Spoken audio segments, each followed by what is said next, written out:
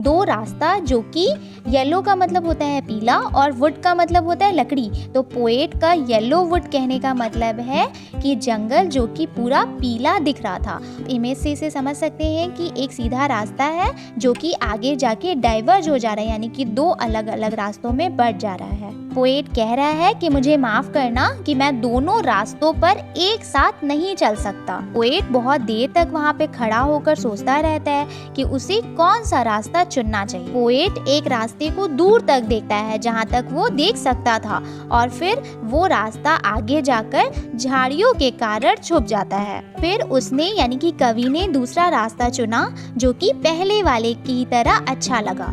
उसे लगा कि शायद ये रास्ता बेहतर है। ये रास्ता घास से भरा हुआ था, ऐसा लग रहा था कि इस पर कम लोग चले थे। लेकिन जब वो उन रास्तों को देखता है तो उसे लगता है कि दोनों पर लगभग एक जैसे ही लोग चले हैं। दोनों रास्ते एक जैसे ही घिसे हुए लग रहे थे। सुबह दोनों रास्ते एक जैसे ही पड़े थे। पत्तियां अभी भी ताज़ी थीं और उन पर किसी के चलने से काली नहीं हुई थी। भी सोचा कि वो पहले रास्ते पर किसी और दिन जाएगा, लेकिन वो जानता था कि एक रास्ते को चुनने के बाद वो शायद कभी वापस ना आ पाए, और उसे शक था कि वो कभी भी उस मोड़ पर लौटकर नहीं आ पाएगा। सोचता है कि वो फ्यूचर में इस बात को याद करेगा और ये कहानी सुनाएगा। वो बहुत सालों बाद इस पल को याद करेगा और फिर वो बताएगा कि जंगल में दो रास्ते थे और उसने वो रास्ता चुना जिस पर कम लोग चले थे, और इसी